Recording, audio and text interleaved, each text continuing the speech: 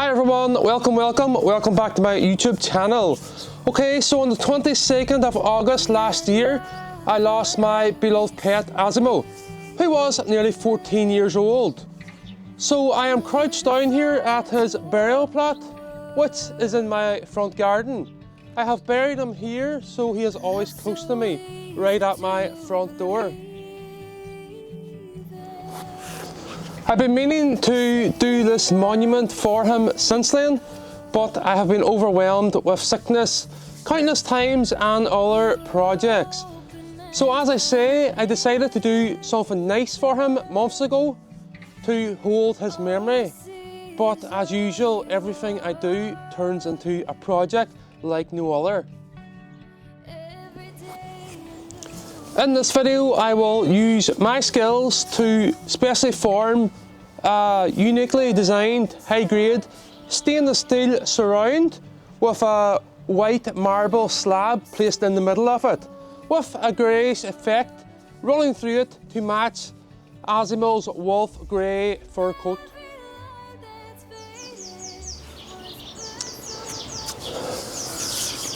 In the future, when I get my PhD complete, I will finish this project by forming a mirror polished stainless steel statue of Asimo's head by means of hydroforming. This will be attached or placed directly at one side of the surround that will come in this video. So I will get started here by jumping straight into the 3D model that I created months ago. I will try to get as much as possible done here in this first part. If not, I will carry it on to a second part. Then will come the third part, which will be the mirror polished statue. So hopefully it goes well.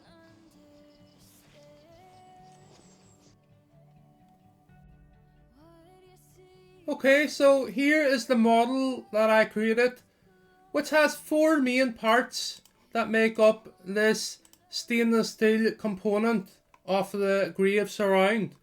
So these pieces will be specially cut, specially formed and welded together in a way to hide all the welds to give us this beautiful piece. In the middle of the surround here, I will seek and form a slab that closely follows the colours of Asimo's wolf grey fur coat. This is the idea for now anyway. So this slab will rest on these four faces of the surround. I'm not sure yet if the slab will touch the stainless steel or I will have a sort of like a rubber seal in there. I haven't made my mind up. I will also create this fancy stainless steel grave marker where two plaques of Asimo will be attached at this angle. So one being the blue slate and the other being white PVC material. So the white PVC will be printed and the blue slate will be etched with an image of Asimo on them. And a bit of writing, a bit of text. Haven't got them completed yet, but hopefully they will be nice. So the idea is to have the blue slate a wee bit lower than the bigger one here. Also, the bigger one has a stainless steel plate here at the back to reinforce or to strengthen. So let's say if I put the white PVC directly onto this holder, it may buckle with the sunlight. So this stainless plate matches the perimeter, the size of the white PVC material. Okay, so on to the bottom of the surround here. So at the bottom of the surround we will also have these four stainless steel parts. So they're there to reinforce or to straighten these faces seen from the top, so the sides here. So let's say when I form this surround and these joints are brought together nice and tight, so like a butt joint, there may be stresses, well, not maybe, there will be stresses within the surround. So these pieces of stainless at the bottom here will help reduce distortion, which may occur during the assembly stage. So to remove any buckling here off these faces at the side, at the four sides here. Additional work may also be carried out here at the bottom to secure the surround into the ground. So this is not shown here. So basically 4 spikes, say like 4 pieces of tube at a foot long or 12 inches long, or 4 bars, 4 anything. But I need to make sure here that the position that I weld these 4 pieces on is strong enough. So say like here at this lip, so I'll remove a slab here. So the strongest part of the surround will be, say, here. What do we see? Around here where these 2 pieces of sheet steel are welded together, or at this point. So I haven't made my mind up yet, but we will get there. So I will get started here. I have a lot to do. I'm going to start off with the surround, obviously, and then I will move into these 4 strengthener plates. Yeah, so I'll get started here. I have a lot to do. So hopefully it goes well. Okay, so I have decided to use 304 grade stainless steel. It's a satin brush finish, so it's quite smooth with brush lines running the length of a sheet there. I have the cut lines all marked out, and also the fold lines at the side. So that's to form the profiles sections. That's required, so 4 of them. So I'll get this done now and hopefully it goes well.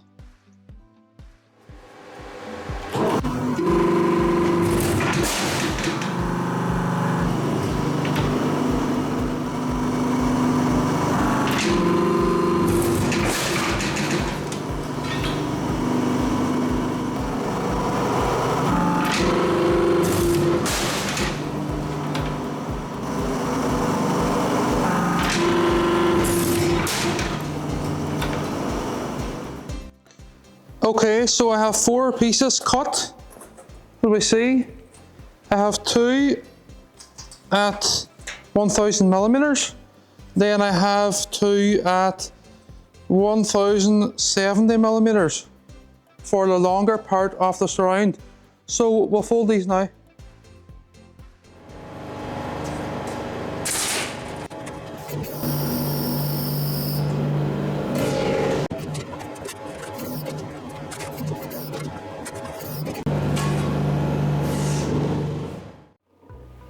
Okay, so that's 4 bends completed, 4 folds, and what do we see? 12 to complete. So this bend that I have folded here now is important for holding the marble slab when this sheet is folded into its box profile. So if you can imagine, this will be sitting this way down towards the ground. So it measures 30 mil from this face to this edge. So the next bend I need to perform now is another 90-degree bend at this side of the sheet. So each bend from this point forward will be performed on the side and not the film side, the protective layer. So I just want to point out one thing before I move on here. So it's important that I do this 90-degree bend first. If I was to do the 245s, this end would only collide with the press brake, as would this edge. So it's important that I do the 90 first, then the 45 that's closest to this edge, then the 45 in the middle last. So I'll do that now, and hopefully it goes well here.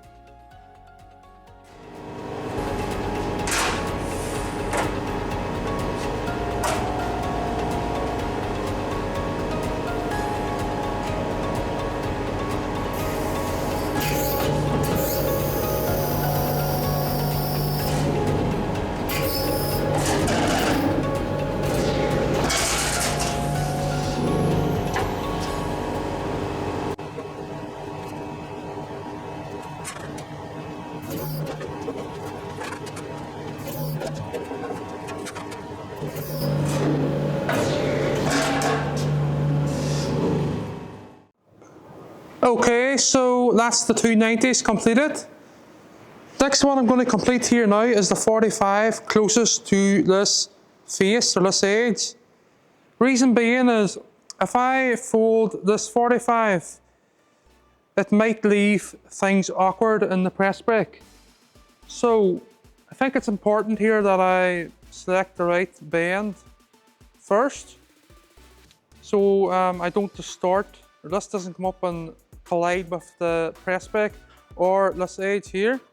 So I'll try this now. I'll start off with a 45-degree bend here on the 4 of them. Then we will finish these surrounds off, well, the folding of them. Then we'll move on to mitering them. So we're going to try this now. Hopefully it goes well here. Okay, so the first 45-degree bend here, I have the backstop set on this incredible machine. So here we go. Hopefully this goes well.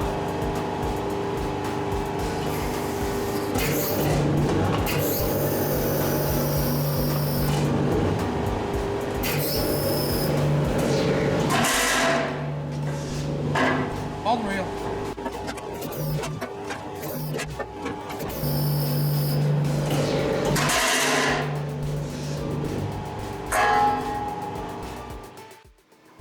And finally, on to the last 4 bends.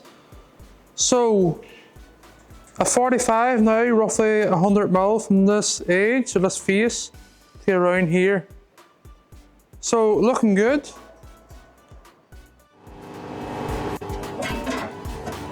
Okay, so 4 folds to go. What I'm going to do here is I'm going to fold this halfway to around 22.5 degrees or thereabouts, just to I'm going to juke my head in behind the press brake here to make sure that the tail, this long tail in the back, is not hitting the press brake too hard, or hopefully it's not going to hit at all. So here we go. So I'm just going to confirm that my measurement's right first. I think it is. I hope it is. So away we go, we'll go easy here. It's hitting, but what do we see? Make it better to get the rest of this side. That's it anyway. Good job. So I'll do the rest of the matter. Just going to adjust the setting here in this machine. Just taking a ½ degree off it. There we go again. Perfect. Looking unreal.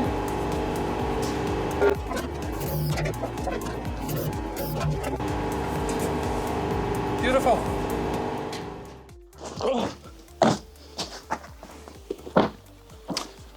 Okay, so I have the 4 box profiles nearly complete. So the next stage here now is mitering the 2 ends at 45 degrees.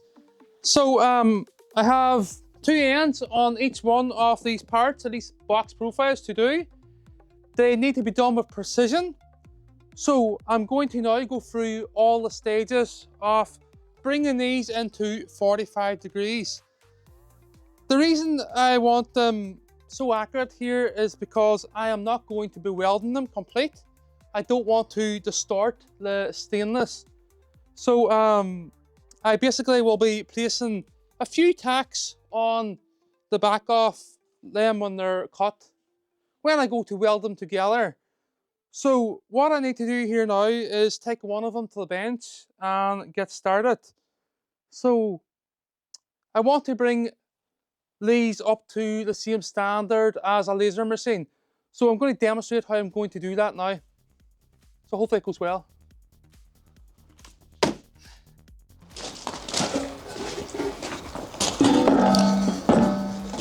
Okay, so before I start cutting one of these sides for the surround, what I'm going to do here is remove just enough of this protective film so that it doesn't melt into the stainless when I am cutting it. So I'm going to demonstrate here making a little knife out of copper. So we have the copper. So what I'm going to do here now is shape this, cut it first, then shape it into a knife so that it doesn't score the stainless when I remove this film. So here we go, put the mask on.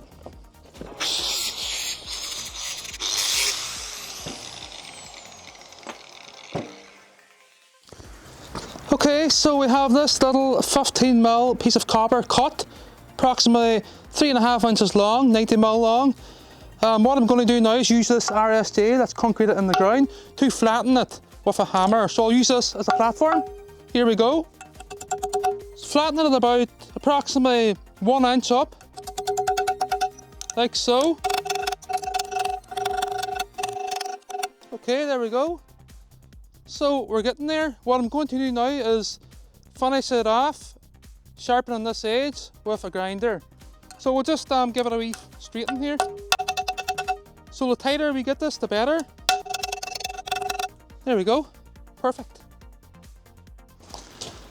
Okay, here's one I made earlier in the right hand.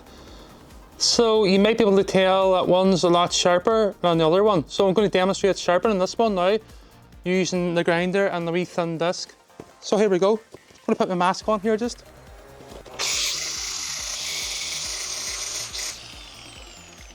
Okay, there we go. We have the copper knife ready to track this protective layer so we can remove approximately about, say, 25mm from where I'm going to cut the surround, or this part of the surround.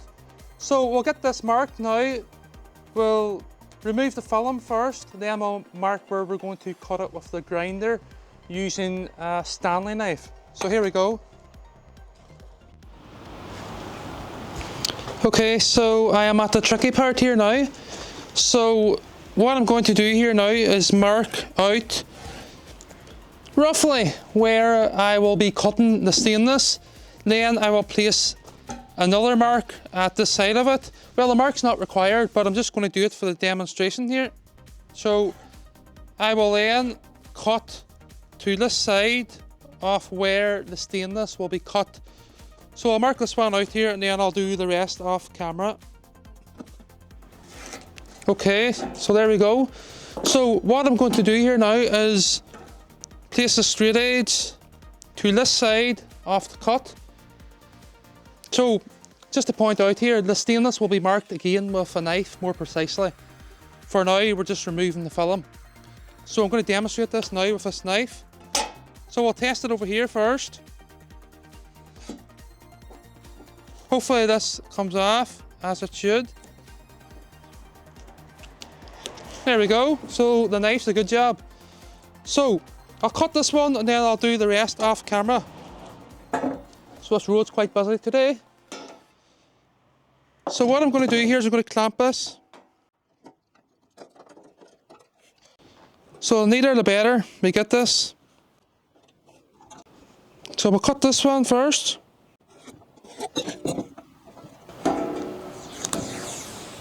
Perfect. Now we're going to do the top here.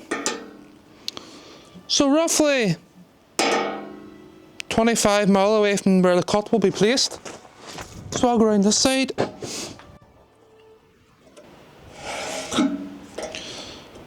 We want enough of it, but we don't want to take too much off it. like so. There, we're going to go down this face here too. It's kind of awkward here.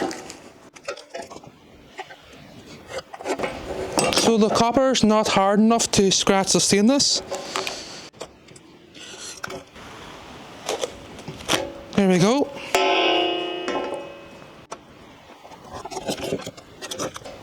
So now that this protective layer's off, I need to be careful here not to scratch the stainless.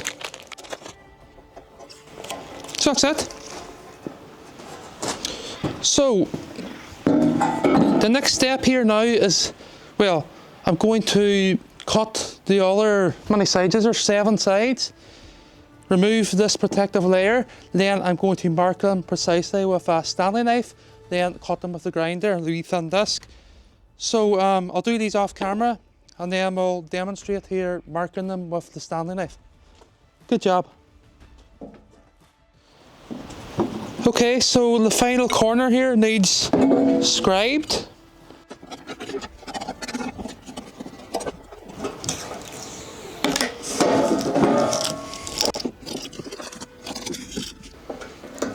Okay, so I am now ready to mark these for cutting. So that mark will be approximately, say about 25mm from the edge of this film. So I'll do that now.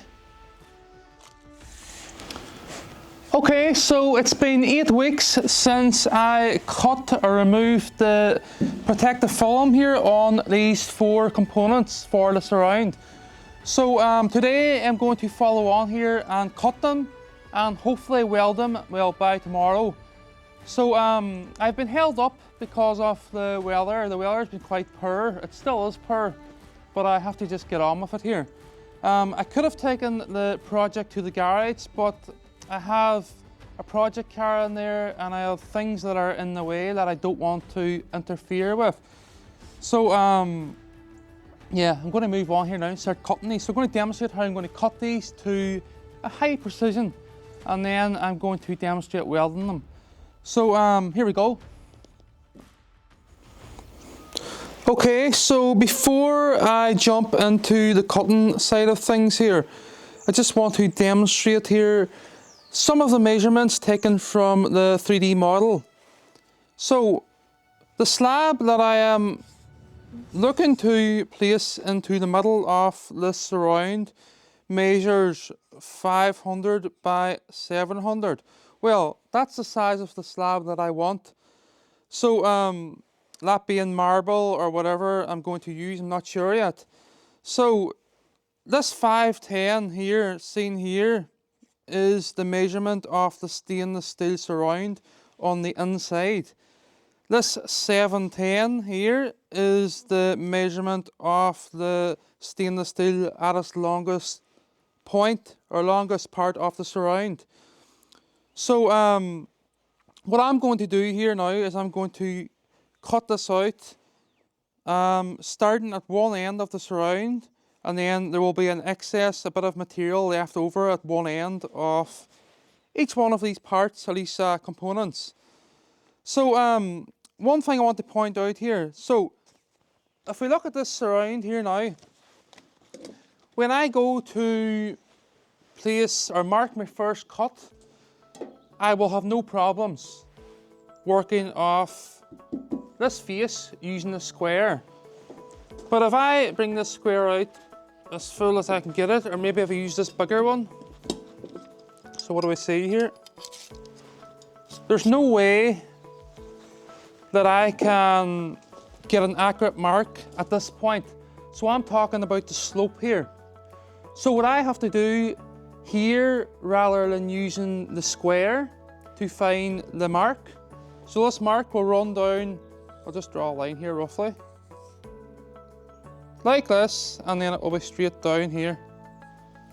So just to point out, that mark will be on the cut off, the bit of stainless that will be left over. So, oh, my compressor's blowing off at the same time there, it scared me. So what I need to do here now is work out the width Well, I know the width because I've got the model, 3D model. I know it's 172 millimeters. So if I measure down this way here now, 172, and put a mark here, well, I'm just doing it roughly for the meantime. This will be done in a moment using a Stanley knife to scribe the stainless. So if I put a mark, say, I'll put it at 170 for now, and then, do you see the line that I have drawn? I'll just draw it a wee bit over here. So say if I have a line like this, I measure in 172 from this edge, and then I follow on from the mark that was placed using the square. So then I've got the mark on the slope. So hopefully that makes sense. And then what I can do then is measure 172 again from this edge to here and draw a straight line. Let me see if I can do this without scratching everything. So I'll have another little mark at this point, and I'll bring that up to the slope line. And then the final mark then will be the one using a square. So this wee small square, this little baby square will be used to create this final mark, like so. So that's the way I'm going to get my accurate marks. So I'm going to do that now. I'm going to mark and cut one side, and then I'm going to do the 7 other sides off camera. So here we go. Okay, so I mentioned there the slab, and I forgot to talk about these measurements at the top. So these are the sizes required for the 4 sides, the 4 components seen here. There are 2 long sides and there are 2 short sides. The 2 long sides measure 1054 millimeters with the carapasses, and the 2 short sides measure 854 millimeters.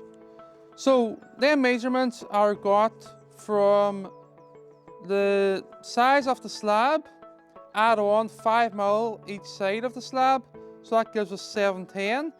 Then what I do then is I add on the width of the profile that I have created, which is 172. So that's 172 is required for this little part sticking out the other end of the slab that will join to the other component of the surround. So hopefully that makes sense. If we didn't have this 45-degree sticking out passing the slab, we wouldn't have anywhere for this part of the surround to join onto. So hopefully that makes sense. The model, the 3D model, shows that in detail. So as I say, the slab will have a 5 mil gap right around it. So that's just to let the water down, to keep it from turning into a pool on top of the slab. So I will have little holes pre-drilled at the side of the slab, or in between the slab and this end of the surround seen here. So I will have maybe say a 6 mil hole every maybe 6 inches, just to keep it from flooding, so the slab doesn't turn all green and starts discoloring. Let the water get away. So I'm going to start cutting this now. Okay, so I'm going to start off here by scribing the line on the easier part of the surround. So that is this face. Then I'm going to move on to this face, then this third face and fourth face. So it's quite dull out here today, but there's nothing I can do about it. So hopefully you can see everything I'm doing here. At least it's not raining at the minute. So we have this little baby square, and we have this larger square. So what I'm going to do here now is place this small square on the outside edge, seen here. Then I'm going to bring this larger square up until it meets, seen here. So my next step now, well, which will benefit me. So if I clamp the square to the stainless surround, like so. So there's masking tape on the back of the square here just to keep it from digging into the stainless face. Let's say if the square had any defects on it, or any damage. So that's it clamped, so I can mark this now. So it's lined up to this edge as I demonstrated there. So we want a nice clean line. So this line is important for me to cut up against, and also so that I can file up nice and neat too.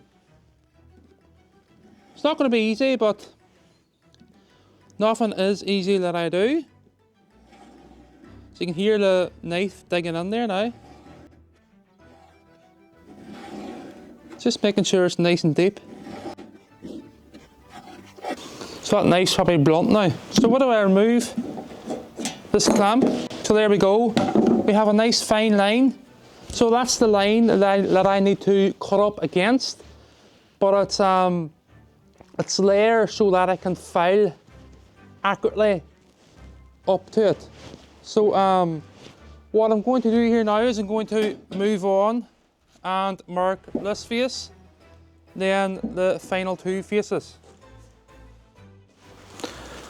Okay, so as I mentioned earlier, I'm going to place a mark 172 mil down from this edge as close as possible to this bend. So I'm going to do this using the knife again. So 172 mil. So I'm also going to place a permanent mark beside it so that we don't lose it. So we don't lose that fine mark with the Stanley knife. So what I can do here now is follow on this mark to this new mark. So I'm going to get a block of wood here to set that up on. So what do we see what I can get here? So that will do for now. So this is a tricky part because I can't get in with the clamps because of this depth here. So I need to be careful here. So again, using this big part of the square, I'm going to join these two fine lines together, these fine marks.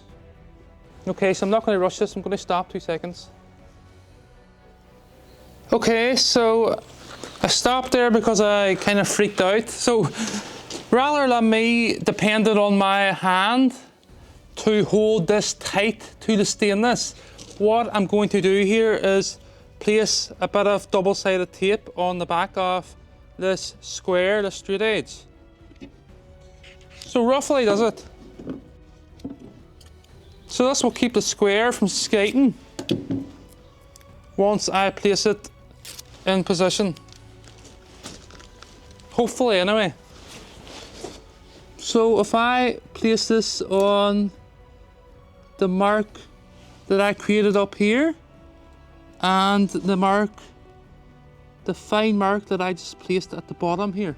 So that's 172 mil from this edge.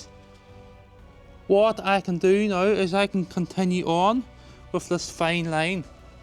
So that was a good idea. Perfect. Oh, so there we have the two lines. So they're looking good. So now on to this final line, or final two lines, final two faces.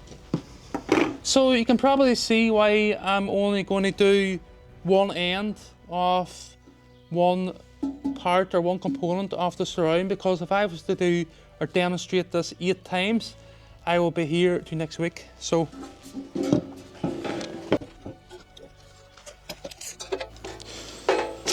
what I'm going to do this time is I'm going to place a wee permanent mark, a wee fine line using this Milwaukee marker. There we go. And that will be up to this point.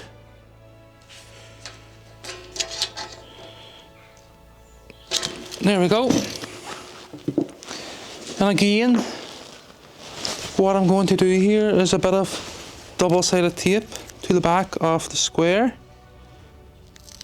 Well, the ruler of the square, just to keep it from moving. So there we go. Perfect.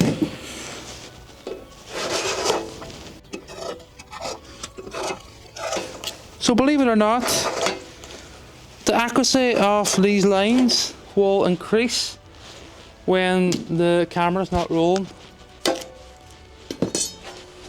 Puts you under a bit of panic. So now using the wee square to get the final line here.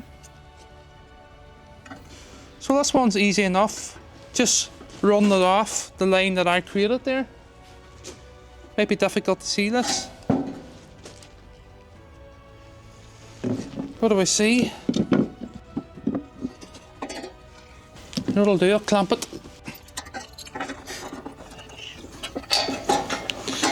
Okay, so it's not easy. Okay, I'm just going to have to do this one with no clamp. There we go. So there we have the 4 faces marked. So you might be able to see the fine lines there. Not the permanent mark, but see the fine scribed lines. So that's the lines of interest now to me. So I'm going to start cutting this now.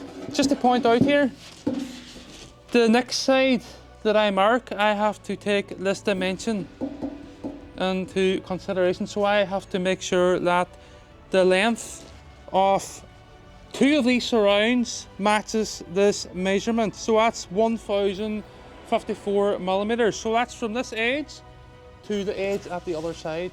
So I'm going to start cutting this now.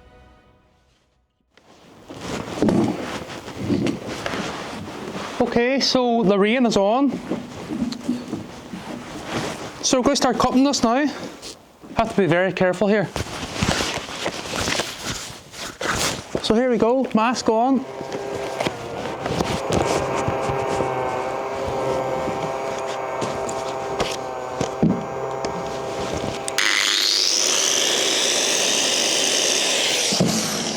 Just going to go and get a torch here because, believe it or not, this mark's very hard to see outside here.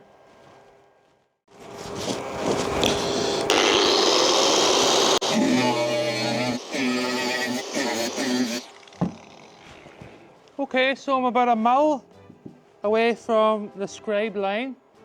Have to be very careful.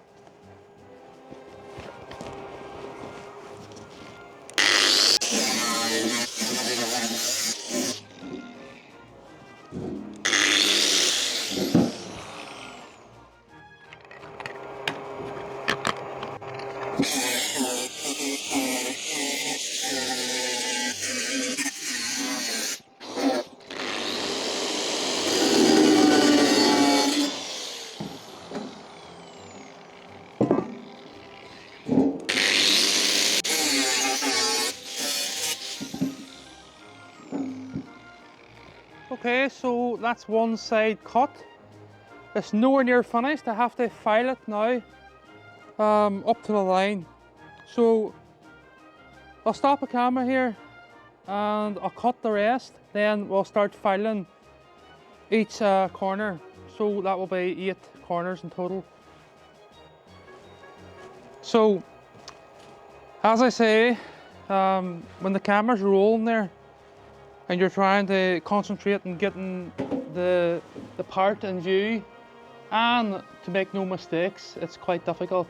So yeah, we will complete this now off camera, and then we will follow on later with welding. But I will demonstrate filing some of it, so all's good.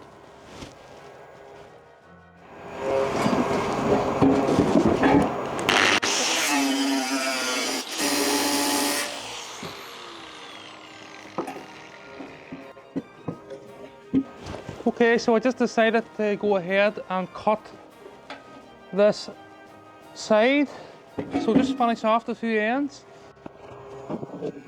So as long as I'm always to the outside of the mark, there's the rain now. So I might have to just stop the recording here. But go ahead.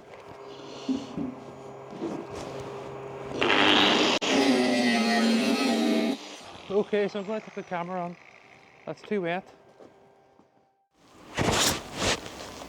Okay, so I have one done.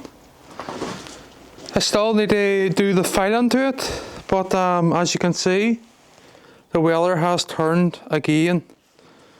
So I will stop this for the meantime and I will continue hopefully sometime a day, but I doubt it.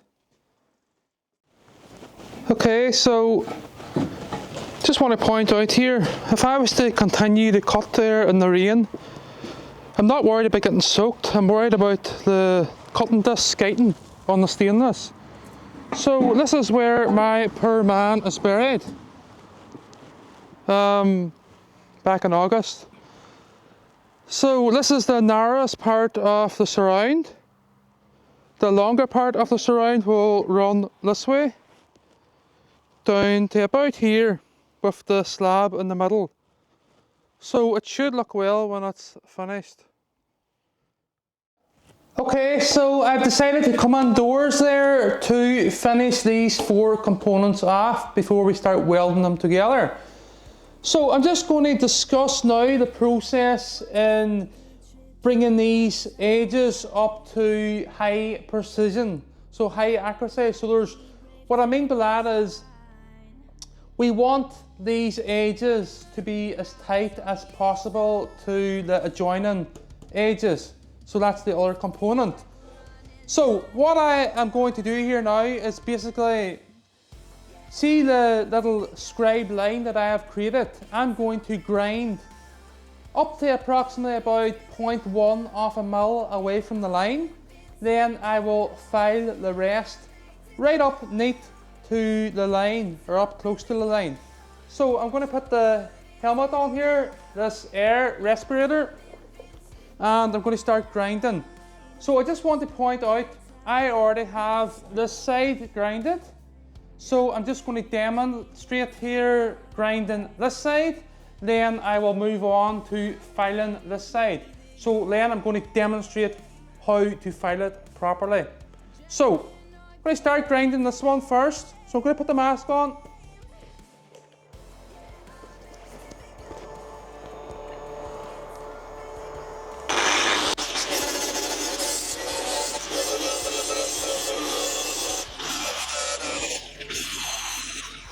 Okay, so we're close to the line there now, but this side still requires more grinding. So there's a bit of time in this. So now moving on to the edge here that I have already done. So all the grinding is complete here. So if I hold this up close to the camera, you might be able to see the wee fine line. It's quite difficult, but take my word from it. All the grinding is complete. So this next stage is important. So, but I got a good file here of 2.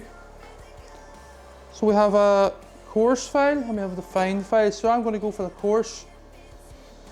So the direction in which this file, in which I file this piece or these edges is important, and the orientation of the file. So I want to keep the file in the direction of, imagine if I was to create a plane across these 2 edges seen here. So this is the direction or the orientation in which I want to file. So when I file this edge now, I want to be filing on this plane. So the edge of this file should be coming towards this. We don't want to hit it because we don't want to mark the brushed finish. But I'm going to demonstrate this here now. So here we go. Keeping the file on the same plane, but also keeping on the outside of the fine line. So I'm going to move on now to say here. So we'll work with this edge here first. So the same with this edge. We want to be keeping the file, well, that's perpendicular. So if I place the file this way, perpendicular to this face, that is the correct direction in which we want this face. It's hard to explain, but imagine if I was to get, let me see, this flat piece of metal and sit this on my legs here, and I turn this up on its end. We want all them faces, all them edges flush with this piece of stainless. So it's looking good at the moment. So I'm going to keep filing here. I'll just maybe turn it around this way. It might be better, easier explained. So again, if I file this on this plane towards this further edge. So this is to keep this edge at 45 degrees. So this is important because I'm not welding them. I'm not like placing a seam weld right down the edges here because we don't want to distort the surround. This edge too, also keep the file on the same plane. It's tricky.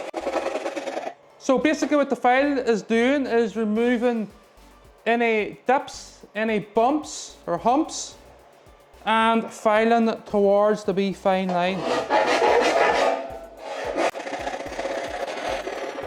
Turn this mask off.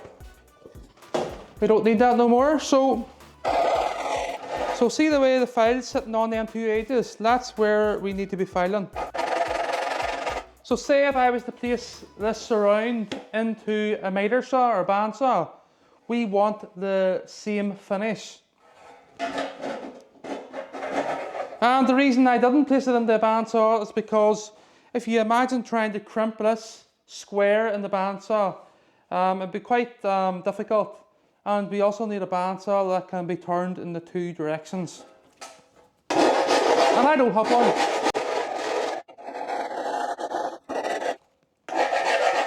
Okay, so that's looking good.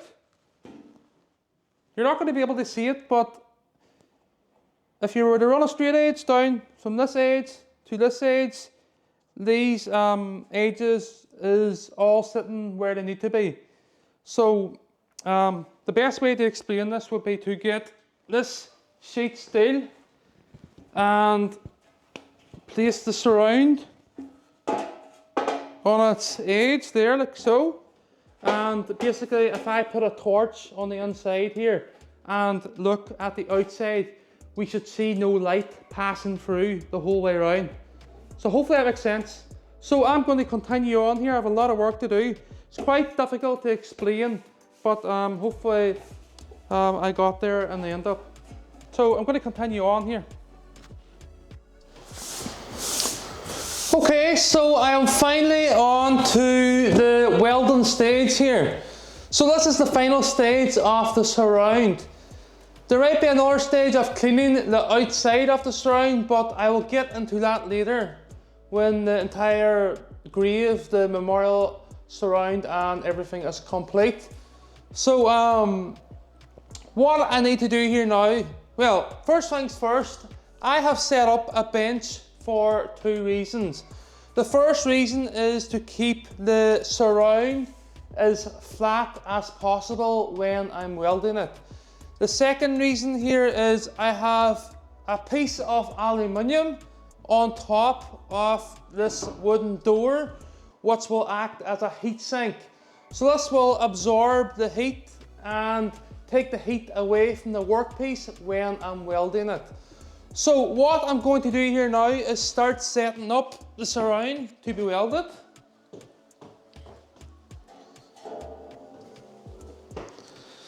So we're going to place this upside down. All welds will be placed on the inside. So that's one piece, one long piece.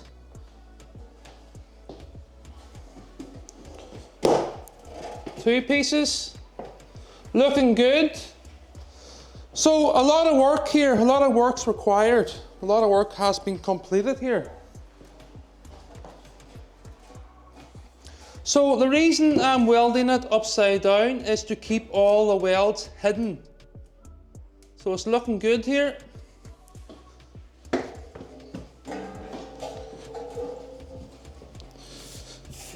So I have brushed this platform down already to remove any dust, any debris. So this is to keep the faces as flush as possible. So that's it. So I'm now ready to weld here, but it's going to be a lot of setting up to get this right. So I'm going to start off with this left hand corner here. Then I'm going to work my way around here clockwise. When we get to this fourth corner, things might be a little bit more difficult to set up. So I have the clamps ready, I have the TIG welder ready, and I have the mask ready. So let's get started. Okay, so I went ahead there and clamped these two pieces together just to make sure that they were lined up as they should be. So here we go, we're going to place the first tack on this surround.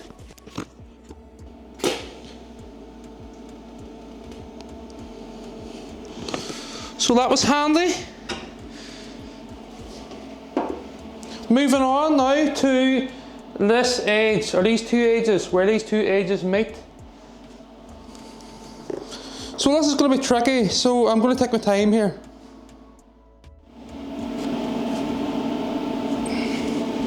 Okay, so I'm just making sure that the joint is tight there. I'm going to finish off this face by placing two more tacks on it.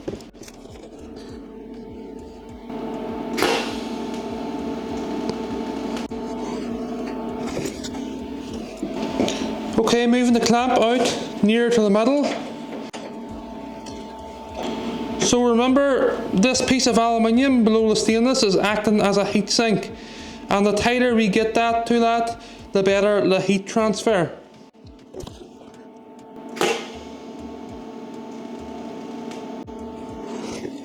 There we go. So this is to reduce distortion or warpage on these two faces on the outside. So we don't need that clamp in there at the moment. So we'll need it for the other corners. But what I need to do here now is pull these edges in using my hands. That's the only way to do it. I need to be careful not to burn through the other side. So I'm going to get another bit of aluminium or copper to place here. Okay, so I have decided to start welding the rest of the surround, or this corner, by welding down this edge. We'll tacking it first, then we will see where it goes, if I weld it complete or not. I don't think I'm going to. I want to keep the welding minimal on the outside, especially where the welds will be seen. So that will be faces facing upwards towards the sky. So what I'm going to do here now is place another heatsink at this position. So I'm going to clamp it here, then we're going to tack these two edges. So this piece of timber, just to keep the clamp, a wee small clamp, from damaging the stainless.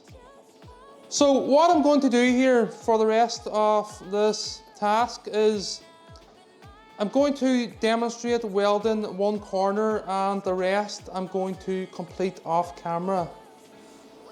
So as you can see, there's a lot of work involved here to get it up to my standards. So here we go. We can place a tack on this now. So I have a torch in the background. The welder is at 25 amps. And we're just going to fuse this together as low as possible. So this will be sort of hidden in the grass.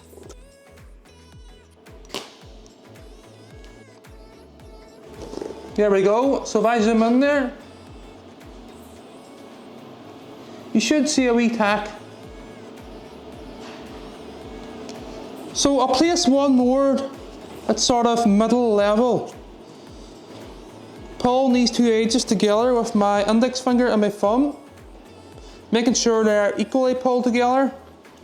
So I have a wee taper on both of these edges at 45 degrees. So as you can see, I'm really going into detail on this. I'll bring the torch round to the side. And hopefully you can see better. So keeping this tack in the middle of these 2 points. Making sure that the heatsink is tight, which it is. So what I'm going to do here is I'm going to place a clamp down low, if I can get into it. Probably not. No, no good. The clamp's not deep enough, so we'll just weld this, take a chance. So middle will be about there. Oh.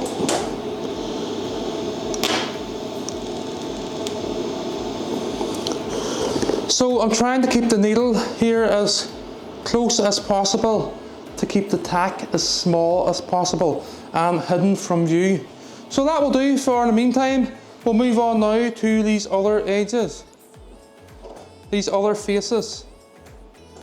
So I will, sorry, I'm out of breath. I will get these clamps removed and placed onto the other faces here. Okay, so I've decided to place 2 more tacks on this edge.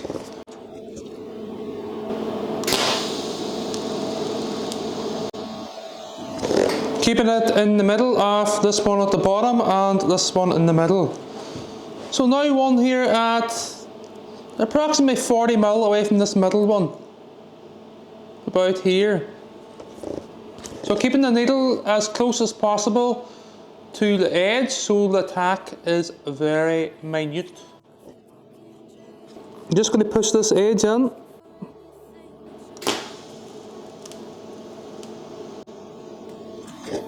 There we go.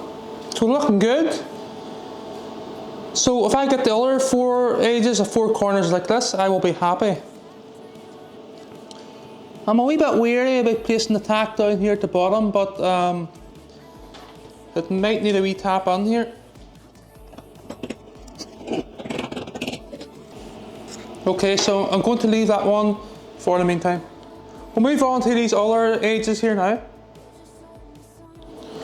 Okay, so what I've done here is clamped the workpiece to the bench and I've gently tapped these 2 edges together.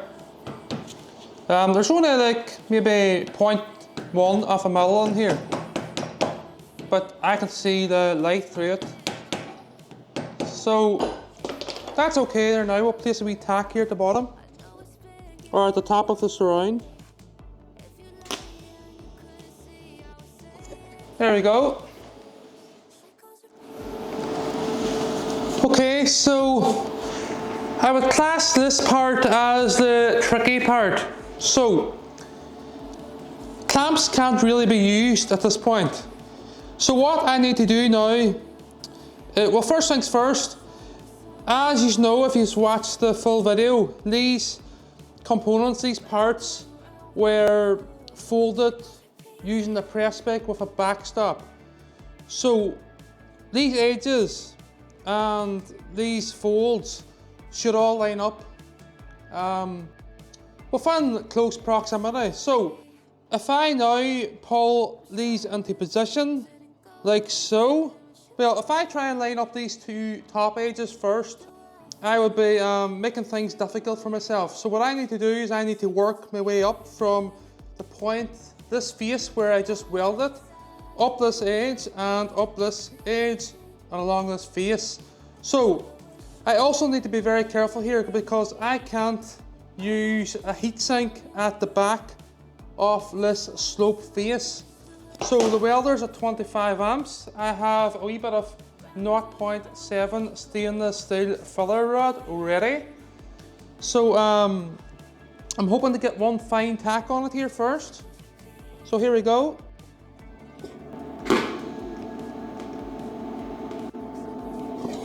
Good job. Okay, so that's definitely not made its way through the other end. It's very fine, and I was controlling the TIG torch there. So it mightn't even seen 25 amps. So what I'm going to do here now is finish off this edge. I need to be really careful here, but I need to pinch this face and this face with my 2 fingers and squeeze it like so, but it's quite difficult. I want this gap, it's very, very small. I want it closed up completely. So I might come up with another idea here before we move on. Okay, so what I'm going to do here is put pressure on this face here where my index finger is in my left hand. I'm going to push it here as tight as possible, and when I place a tack approximately 1 inch down from this one, as that weld cools down, it contracts and these 2 pieces of stainless will be pulled together tighter, so there'll be less of a gap there. So I'm going to go ahead here. It would be good if I had another set of hands to do this, but I don't, and there's no one around. So let's hope this works out. So I hope everyone understands how much work's involved in this. So that's why I'm only going to demonstrate welding this side or this corner. So here we go. I'm going to stand up for this maybe. Have to be really careful. Be good if I had another wee bit of pressure here. I've made this wee bit of timber here to push down on the 2 faces. So it's like a V. And my idea is to put even pressure on the 2 faces. It works, but it's very difficult for me to get in here with the welding torch then. So I might just go ahead here. It would be great if I had a wee bit of pressure at this side. I might stop for the moment actually, just to see if I come up with any more ideas. Obviously I can't tap these faces. If I tap these faces even the slightest wee bit, you will see the dimples, the bumps on the outside. Okay, so I'm going to use this piece of timber here that's specially cut for this task. So what I'm going to do here is, this piece of timber is about 20 inches long, and I'm going to use my rib cage to push in to the timber, like so. So hopefully my arm doesn't get in the way of the camera here. So I'm just feeling here to see how neat the edges are. They look good. So away I go.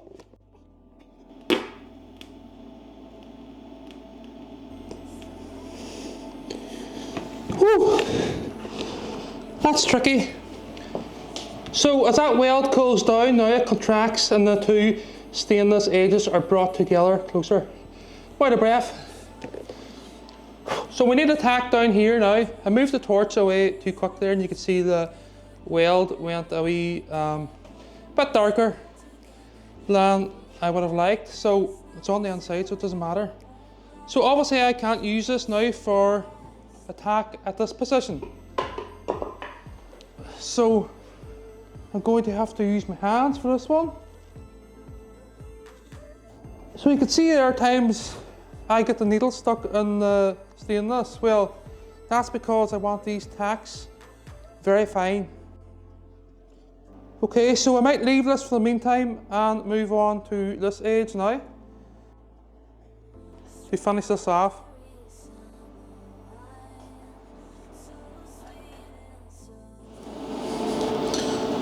Okay, so lining these 2 up as best as we can. The important edges here to be lined up is this top face and this slope running down the hill. So here we go.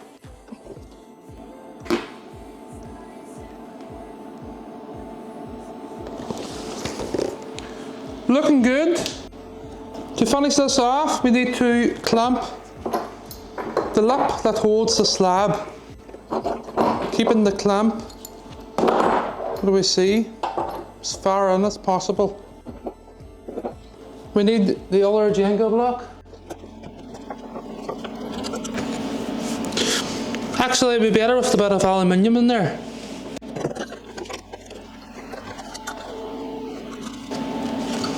Okay, we can weld this, tack it, bit of filler rod ready if required.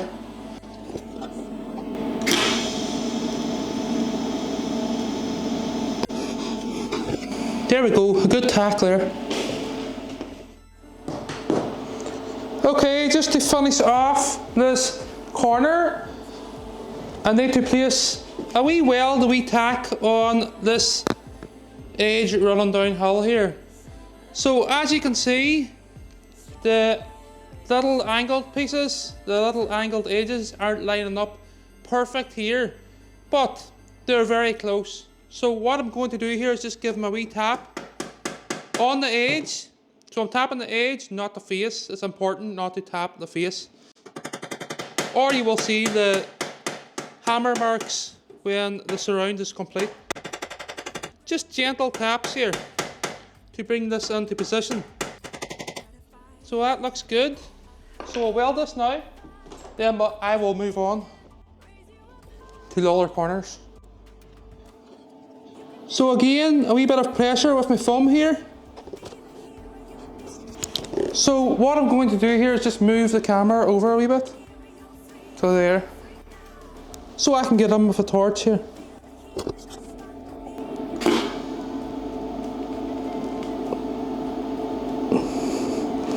Okay, so there's one tack on that edge. I'll place one more here around the middle, so my welding mask keep hitting the camera there. So one around here.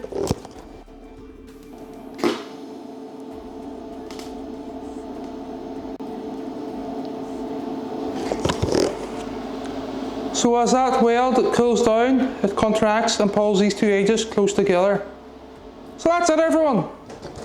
I'm now going to finish off this surround, these three corners.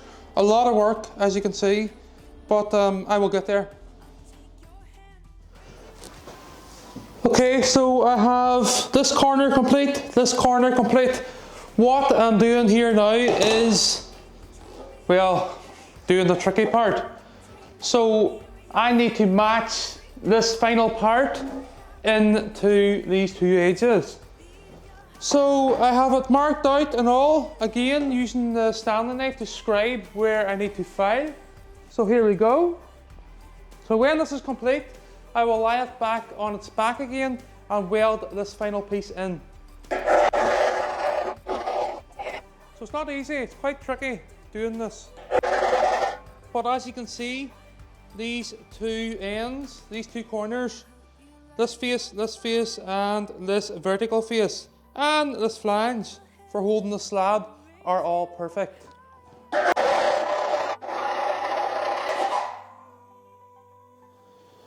Okay, so this corner's complete, this corner's complete, this corner's complete, and now I'm on to the final corner. So before I placed the final piece in here, I dressed this end to match the end that was welded in already. So I can still tweak the two edges here by gently prising them apart and placing the file in between.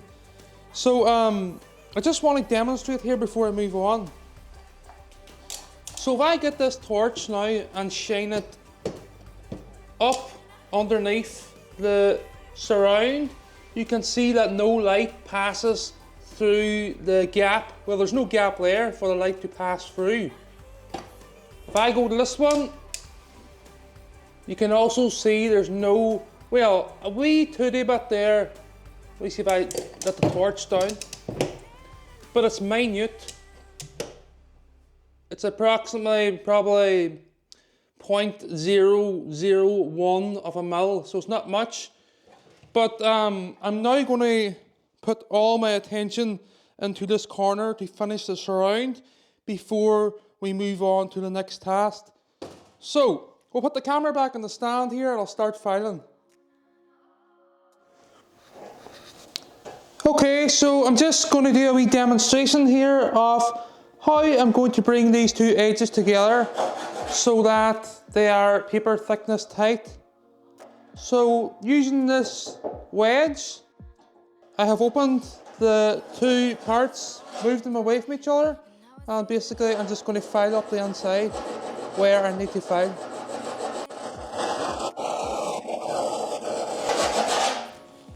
So with the torch underneath the surround, if I remove this wedge, these two edges should line up with no light passing up through. So it's going to be quite tricky to get this perfect, so I'll do it off camera here.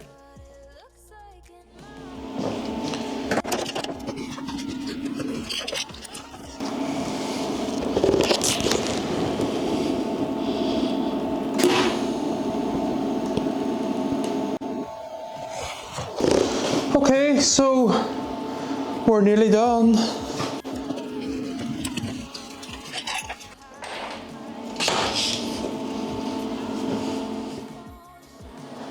Okay, so I am at the final part here of this surround, welding the surround. So we're at the fourth corner. We have a ratchet strap here on two of the corners to bring it into square. So I have a torch underneath the surround here. You can see there's a gap that I need to remove.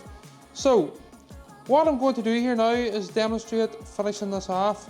It's quite tricky, it's the trickiest part of it, believe it or not. So this face here, these two edges are looking good, but this edge is not. So I have a tack here and I have a tack down this edge. So what I'm going to do here is basically use this piece of aluminium and close the gap, and then I'm going to tack it. It's quite difficult, so we'll see how it goes here.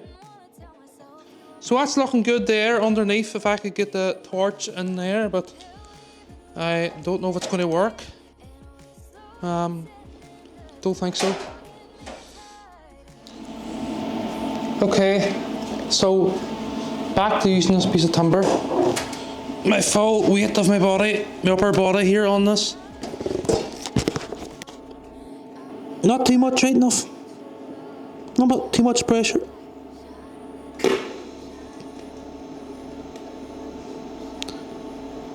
Whoa. Whew.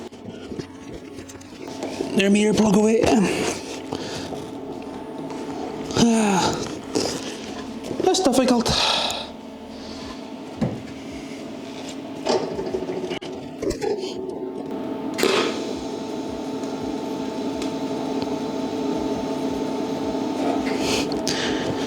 I'm out of breath. This bit of timber's digging into my chest here. So that's looking good. Two down here now too. Get that earplug out of the way. I do like to torture myself.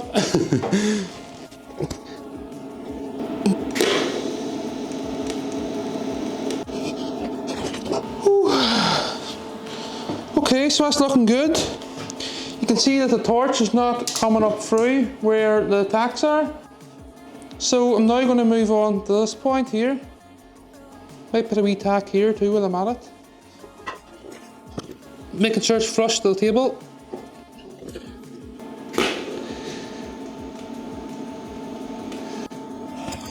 Okay, so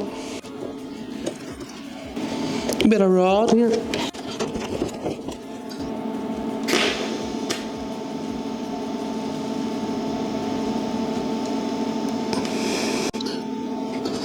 So as that tack cools down, as it contracts, it'll tighten these two edges in.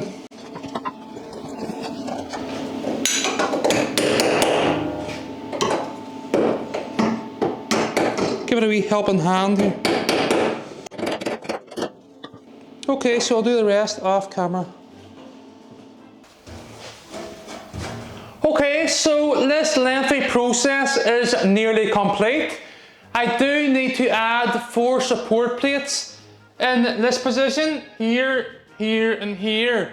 So this is to push these four sides out straight, as stresses created by the tight knit joints are leaving them curved. This is as expected here. So I'm just going to demonstrate this. So if we look here, using this straight edge, we can see that this face, this side, is curled inwards. The same goes for this one, which is about 5 to 7 mil.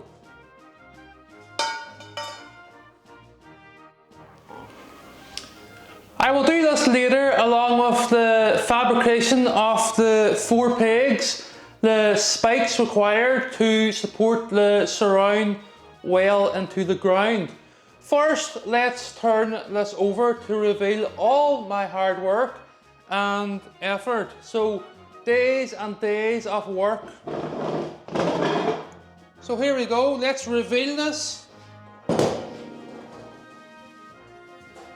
Oh, heavy, heavy.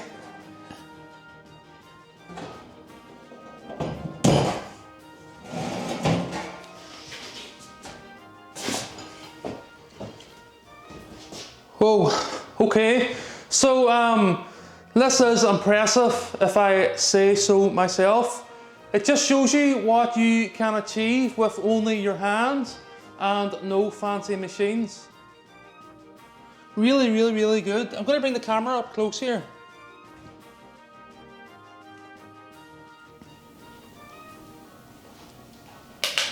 Okay, so I'll do a wee close up here of these joints. So when I say hands, I mean very special hands and an eye for detail with a great head too. The envious, the haters, do you like that? You should praise yourselves. You've pushed my capabilities, my skills to be the best. Let's be clear, no distortion, no warpage, no bumps, gaps or marks are visible in any of these 4 joints.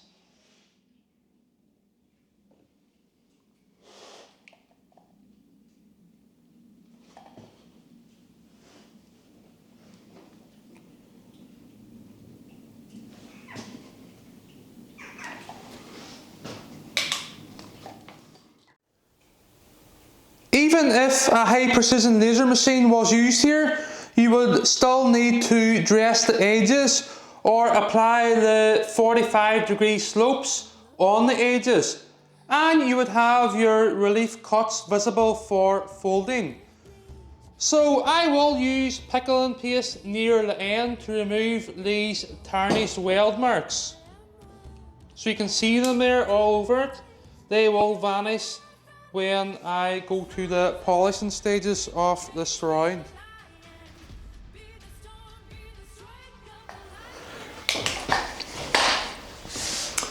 Okay, so before I complete all that, I am going to source a white marble slab here with a grey texture running through it to match Asimo's wolf grey fur coat.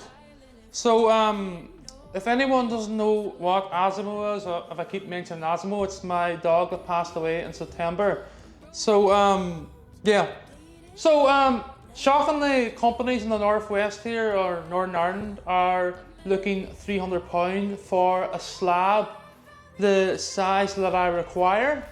So that's 500mm by 700mm. The stainless steel was already expensive enough here, but obviously it was worth it. I will see what I can get if the weather calms down. It's currently snowing outside, so we'll see what happens here. Okay, so I forgot to mention there, the depth is also important with the selection of the slab. Anything over, say, 50mm, 60mm would be too deep, rising above this folded edge. So the 3D model is, well, the slab is set at around, I think it's 25mm. I don't want it to be too narrow either for it to break if someone stands on it. But if it is too narrow, I think a narrower slab would look better. It would be recessed a wee bit away from this edge, it would look much better than sitting too proud or too high.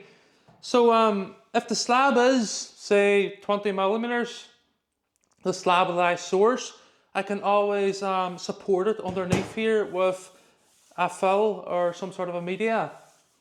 So yeah. Cold out today. You probably don't see the table, it is camouflaged in the snow. So after days of searching, I finally found this beautiful marble slab table on Facebook Marketplace for £50, where I drove 50 miles to get it. It measures 500 millimeters wide by 900 millimeters long. As you can see, the slab closely matches the colour of Asimo's coat, which will bring me memories I hope to never forget. It's just what I was looking for. The texture, the effect is perfect. Not too much grey and not too little. And it's very random.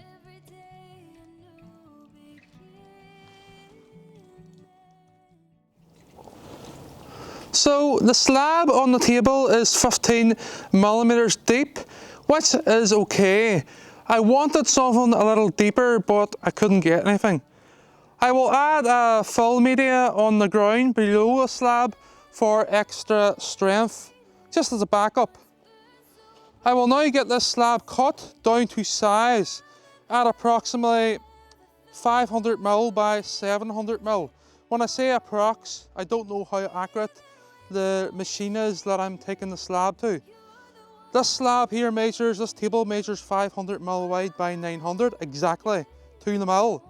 I've decided to remove 200mm from, what do we see, this end, because I like the effect at the lower end of the slab here.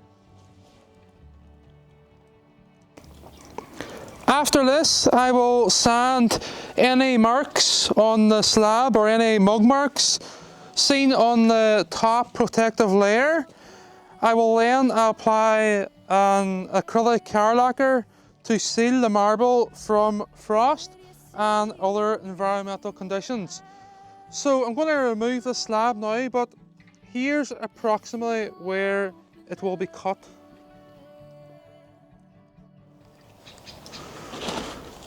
Okay, so I'm actually contemplating what side to cut here. I'm now thinking that this side's nicer than this side. But I've already wedged this apart here, so I'm going to lift it off here now. Well, it was wedged apart.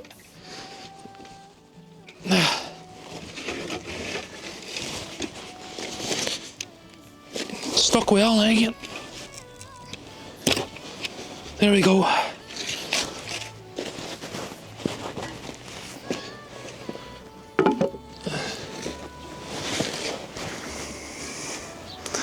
Good job.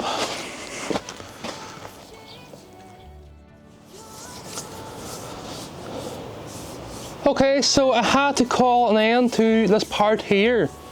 Me being me, the project has turned into a bigger project than I expected, which is okay.